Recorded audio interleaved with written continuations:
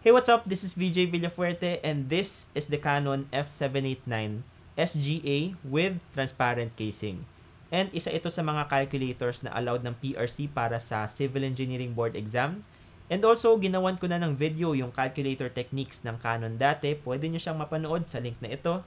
And ginawan ko na rin ng video comparison yung tatlong best calculators for the CE Board exam. Pero ayon sa mga comments ng video na yon, meron pa rin nagpe-prefer gumamit ng Canon kasi ito yung may pinakamaraming functions out of the three. So tingnan natin, let's have a closer look sa mga functions na yon para matulungan kayo mag-decide if ano ang calculator na gagamitin nyo for the board exam. So sige, start tayo sa pinakasikat na function niya, which is the apps button. Sa apps button natin makikita ang iba't ibang exclusive functions tulad ng Pi notation. Ngayon, kapag hindi pa kayo familiar sa Pi notation, basically para lang siyang summation. Pero instead of adding the terms together, ito ay minumultiply natin. So for example, kung sa summation meron tayong summation of x as x is from 1 to 5, basically ang ginagawa natin is just 1 plus 2 plus 3 plus 4 plus 5. So, kung i-equals natin siya, syempre, ito ay magiging 15. Ngayon naman, kung magpa-pi notation tayo, yan, pi notation ng x from x is equal to 1 to x is equal to 5, ito na ay magiging 1 times 2 times 3 times 4 times 5 or 5 factorial. So, equals natin and yun, equal nga siya sa 120. Next function na titingnan natin is yung quotient remainder and modulo. So for the most part, same lang naman yung ginagawa nila. Ang difference lang is yung quotient remainder solves also for the quotient, while yung modulo only solves for the remainder. So useful siya kapag meron tayong dinidivide na malaking number and gusto lang natin malaman yung kanyang remainder. So for example, meron tayong number na 180504, tapos gusto nating i-divide sa 11. Yan. Ngayon, ang standard way para gawin ito is that mag-i-equals muna kayo. Titingnan nyo yung whole number part ng answer. So, 16409. Ang gagawin nyo dyan is imumultiply nyo siya sa original divisor natin. So, times 11. And then, titingnan nyo kung ilan ba yung difference niya sa ating original number. So, 180504 minus 180499. This is a remainder of 5. Ngayon, kung gusto nyo na mas mabilis na process, ang gagawin nyo lang is press apps button, press yung quotient remainder na 5, and input nyo yung dalawang numbers natin, yung dividend at yung divisor. So, we have 180504, 11. And there, ibibigay na sa inyo yung quotient pati yung kanyang remainder. Ngayon naman, yung modulo basically does the same thing pero remainder lang yung binibigay niya. So again, input natin yung original number natin na 180504, 11. And there, 5 yung remainder nilang dalawa. Next is sa Canon din kayo makakahanap ng functions for LCM and GCD. So if you remember your grade school lessons, ito yung inyong least common multiple and greatest common denominator. So i-test out natin siya, try natin hanapin yung least common multiple ng tatlong numbers such as 4, 6, and 7. And there, na-solve na agad ng calculator natin, hindi na natin kailangan i-solve siya manually. So kung matatandaan nyo, how we solve LCM problems manually is, ililista natin lahat ng prime factors ng bawat number, and imumultiply natin lahat ng prime factors while eliminating yung mga duplicates. Pag gusto naman natin kunin yung GCD ng let's say 10, 12, and 28, ayun, bibigay agad ng calculator natin yung sagot. Next naman, isa rin sa mga pinaka-useful functions ng Canon is yung kanyang constant/convert. Sa ibang calculators kasi, ang ginagawa nila is meron silang kodigo sa back cover at doon yung makikita kung anong constant or conversion ang kailangan yung gamitin. Pero, usually sa board exam, tinatanggal kasi yon. Ang advantage ng Canon is built-in na yung function na yon. So, ang gagawin nyo lang is press convert para makapag-convert kayo ng units. So, try natin makapag-convert ng 5 feet to meters. So, let's say 5 and then convert feet. Yan, kung gusto natin gawing meter siya, ilalagay lang natin yung cursor sa meters. So, 5 feet is equal to 1.524 meters. And madali rin kayo makapag-convert sa other units of measure. Ang gagawin nyo lang is navigate the interface here. Kapag naman gusto nyo ng constants, ang gagawin nyo lang is shift, constant, and ito na lahat ng constants na nakastore sa ating calculator. So, this includes yung speed of light, radius ng Earth, etc. Isa pang useful function sa Canon is yung kanyang prime factorization. So, ano ulit yung nagagawa nito? Let's say meron kayong malaking number na 135,135. Yan. Kung gusto nyo kunin yung prime factors ng number na ito, usually ang ginagawa natin is a method such as factor 3. 'Di ba kung saan yung 135,135 is-split natin into 2 factors, tapos yung 2 factors na yun is-split pa natin hanggang lahat sila ay maging prime factors na. Now, kung ayaw nyo gawin lahat ng yun, ang gagawin nyo lang sa calculator nyo is press equals, then shift pfac. And yan, nalista na natin or nalista na ng calculator nyo lahat ng prime factors ng number na ito. Useful din siya in checking for prime numbers. So, for example, kung gusto nyong i-test kung ang 1076587 ay isang prime number, ang gagawin nyo lang is press equals and then shift pfac. And yun, sinabi ng calculator na ito na basically, this number is prime. Next, sa Canon din tayo pwede makapag-perform ng 4x4 operations. So, this includes 4 equations, 4 unknowns, up to 4th degree polynomials, and 4x4 matrix operations. So, test lang natin sila. Ang gagawin nyo lang is press mode and then equation. Yan, makikita nyo dyan, makakasolve siya up to 4 equations, 4 unknowns. Kapag naman ida-down arrow nyo, yan, up to quartic polynomial equations yung kaya niyang isolve. And kapag pupunta naman kayo sa mode matrix, yan, kapag i-input nyo yung dimensions ng kahit anong matrix, pwede kayong mag-set ng up to 4x4. And finally, yung last na exclusive function ng Canon, and medyo recent ko lang din to nalaman, is that pwede kayong makapag-store sa numbers. So, if you remember, pwede kayong mag-store normally sa 9 letters natin na A, B, C, D, E, F, X, Y, M.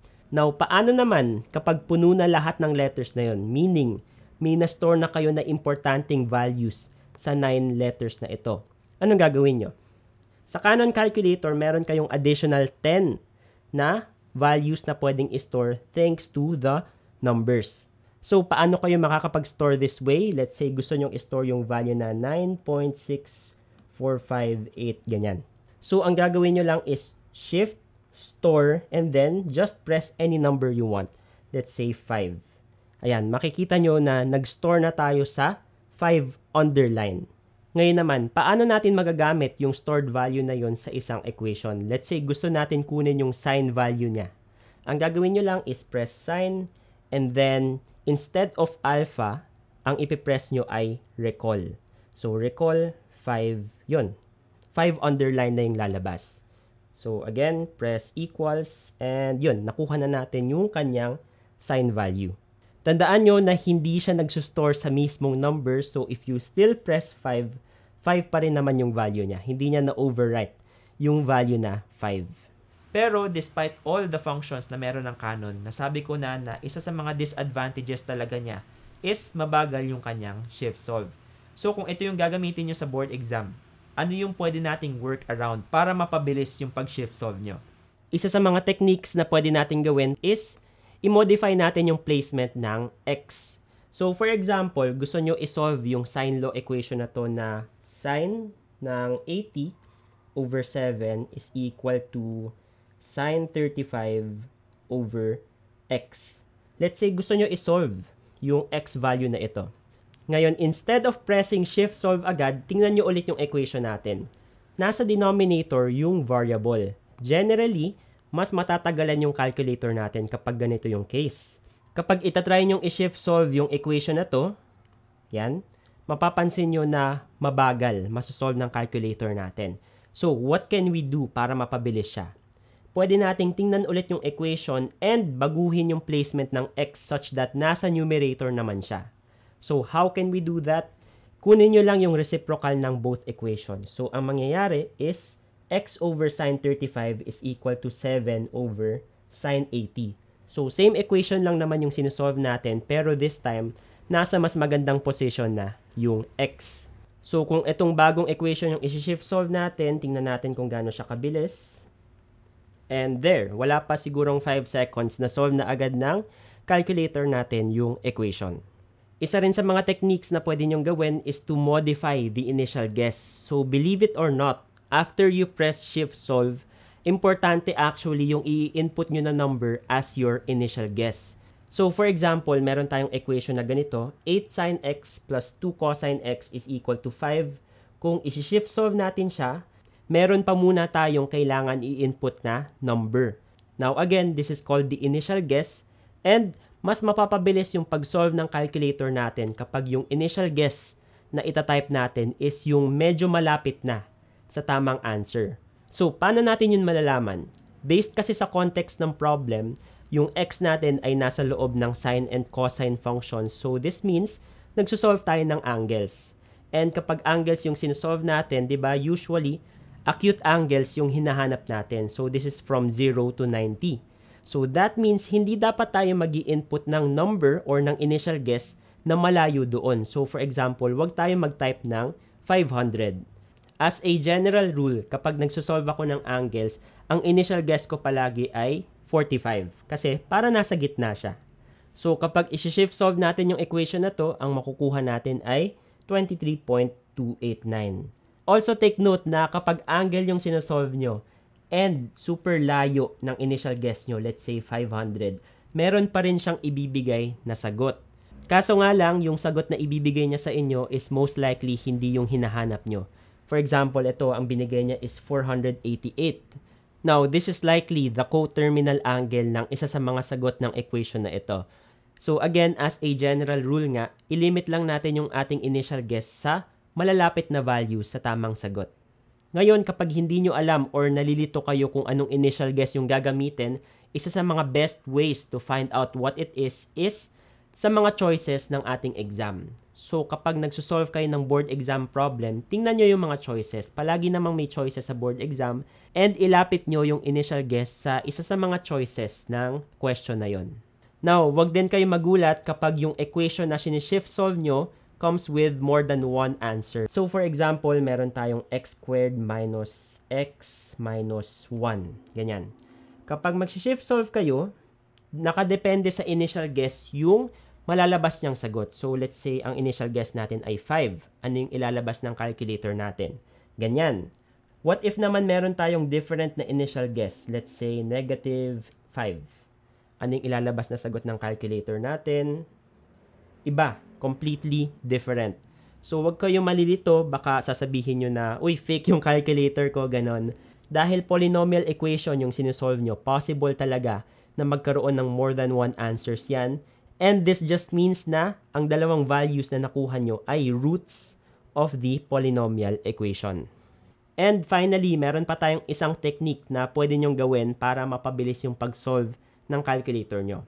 Pero first, try natin itong isolve manually. So, we have the integral of 4,000 over 7 all over the square root of 19.62x, where x is from 0.01 to 4. Ganyan.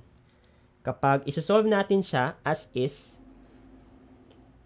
ayan, medyo matagal inabot yung calculator natin. Since time-pressured yung board exam, we cannot afford to wait this long para makapagsagot ng integral equation. So, what do you need to do? Pwede kayong pumunta sa linear mode. So, you can do that by pressing Shift, Set Up, Line. Okay? And then, habang nasa linear mode na kayo, kailangan kayo masanay na mag-input ng equations this way. Kasi relatively, mas mahirap makapag-type ng equation kapag nasa linear mode kayo. So, try nating isolve yung same equation that we did before using linear mode. We would have the integral ng parenthesis 4,000 over 7, close parenthesis, over square root ng 19.62 x, closing parenthesis. Yan. Okay.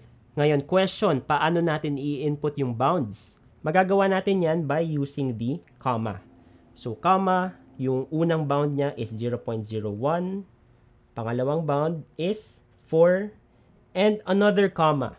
Yan, maglalagay tayo ng pangatlong comma to input the allowable error. Ngayon, ano yung ginagawa ng allowable error nyo? Kapag mas maliit yung allowable error natin, mas accurate yung sagot na mabibigay ng calculator, pero mas mabagal. Kapag naman mas malaki yung allowable error natin, baka medyo inaccurate yung sagot na mabibigay ng calculator, pero mas mabilis naman niyang masosolve. So, in our case, since sa board exam naman, meron tayong mga choices and yung mga choices na yun ay medyo magkakalayo, pwede tayo makapag-input ng medyo malaking allowable error. So, let's say 0.1. Ngayon, kung ipipress equals nyo, ayan, nasolve agad ng calculator natin yung equation. Ngayon, if you remember yung previous answer natin, medyo hindi sakto yung nabigay ng linear mode. So, bakit natin gugustuhin ng inaccurate na answer? Tandaan nyo na sa board exam, meron naman tayong mga choices na pwedeng pagpilian. 'Di ba? And yung mga choices na yun, magkakalayo naman sila. And okay lang na magkaroon tayo ng konting error if that means masosolve natin yung problem natin at 3 to 4 times ng speed. And since again, may choices naman palagi yung board exam natin, pwede nating piliin yung pinakamalapit na choice sa nakuha nating sagot. And that's it. Yun na yung full overview ng lahat ng functions na exclusive sa Canon and kung paano yung workaround natin para mapabilis yung kanyang shift solve should you decide to use yung Canon para sa CE board exam nyo. If you want to be updated on more videos like this, consider subscribing and see you in the next video.